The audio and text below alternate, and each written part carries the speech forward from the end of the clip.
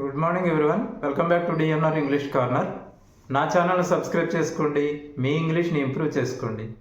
ఈరోజు వీడియోలో present continuous tense negative questions ఏ విధంగా అడగాలో నేర్చుకుందాం. మీరు ఎంతవరకు నా ఛానల్ని చూడనట్లయితే వెంటనే సబ్స్క్రైబ్ చేసుకోండి. నా ఛానల్లో ఉన్న స్పోకెన్ ఇంగ్లీష్ 1, 2, 3, 4 వీడియోస్ చూసిన తర్వాత ఈ వీడియో చూస్తే ఎక్కువ ఉపయోగకరంగా ఉంటుంది. ఇప్పుడు సబ్జెక్ట్లోకి వెళదాం. ఫస్ట్ క్వశ్చన్ ఏ విధంగా అడగాలి. స్పోకెన్ ఇంగ్లీష్ అనేసరికి మనం ఎక్కువగా నిత్య జీవితంలో అవసరమైన క్వశ్చన్స్నే మనం ఇక్కడ తీసుకోవడం జరుగుతుంది. ఇప్పుడు చూడండి, యామ్ ఐ నాట్ రీడింగ్, నేను చదువుతూ ఉండలేదా అని అర్థం. అంటే నేను చదవడం లేదా అని షార్ట్గా చెప్పుకోవచ్చు అన్నమాట తెలుగులో. ఇప్పుడు చూడండి, ప్రాక్టీస్ చేద్దాం. యామ్ ఐ నాట్ రీడింగ్, నేను చదవడం లేదా. యామ్ ఐ నాట్ రైటింగ్, నేను రాయడం లేదా. యామ్ ఐ నాట్ ఈటింగ్, నేను తినడం లేదా. యామ్ ఐ నాట్ వాకింగ్, నేను నడవడం లేదా. యామ్ ఐ నాట్ రన్నింగ్, నేను పరిగెత్తడం లేదా. Next, are we not reading, మేము చదవడం లేదా. ఆర్ వై నాట్ రైటింగ్, మేము రాయడం లేదా. ఆర్ వై నాట్ ఈటింగ్, మేము తినడం లేదా. ఆర్ వై నాట్ వాకింగ్, మేము నడవడం లేదా. ఆర్ వై నాట్ రన్నింగ్, మేము పరిగెత్తడం లేదా. ఇలా ప్రాక్టీస్ చేయండి. Next, are you not reading, మీరు చదవడం లేదా. ఆర్ యూ నాట్ రైటింగ్, మీరు రాయడం లేదా. ఆర్ యూ నాట్ ఈటింగ్, మీరు తినడం లేదా. ఆర్ యూ నాట్ వాకింగ్, మీరు నడవడం లేదా. ఆర్ యూ నాట్ రన్నింగ్, మీరు పరిగెత్తడం లేదా. Next, is he not reading, అతను చదవడం లేదా. ఈజ్ హీ నాట్ రైటింగ్, అతను రాయడం లేదా. ఈజ్ హీ నాట్ ఈటింగ్, అతను తినడం లేదా. ఈజ్ హీ నాట్ వాకింగ్, అతను నడవడం లేదా. ఈజ్ హీ నాట్ రన్నింగ్, అతను పరిగెత్తడం లేదా.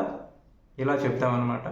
నెక్స్ట్, ఈ ప్లేస్లో రవీంద్ర అనే నేమ్ తీసుకున్నాం. ఇక్కడ చూడండి, is Ravindra not reading, Ravindra చదవడం లేదా. Is Ravindra not writing, Ravindra రాయడం లేదా. Is Ravindra not eating, Ravindra తినడం లేదా. Is Ravindra not walking, Ravindra నడవడం లేదా.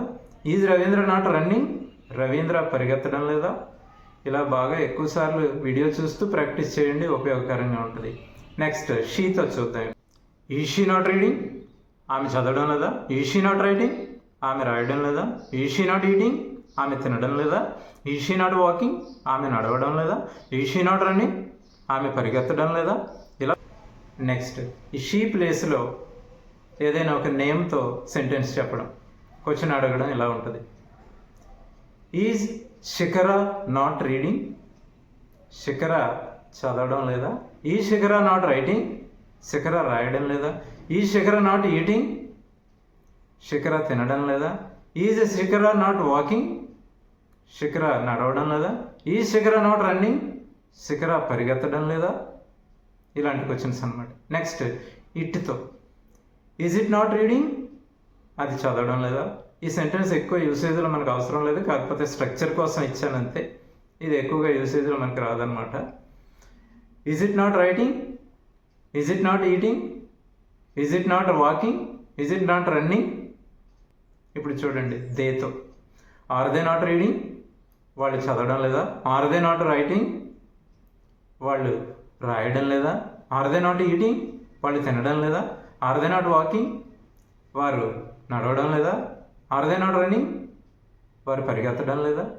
ఇలా నిత్య జీవితంలో అవసరమైన క్వశ్చన్స్ అన్నీ కూడా ప్రజెంట్ కంటిన్యూస్ టెన్స్లో మీరు ఉపయోగించినట్లయితే, ప్రస్తుతం జరిగే సిచ్యువేషన్స్ అన్నింటిలో కూడా మీకు వెర్బ్స్ తెలిసినట్లయితే ఈజీగా మాట్లాడడానికి అవకాశం ఉంటుంది. ప్రాక్టీస్ చేయండి, మీ ఇంగ్లీష్ని ఇంప్రూవ్ చేసుకోండి. All the best. Thanks for watching.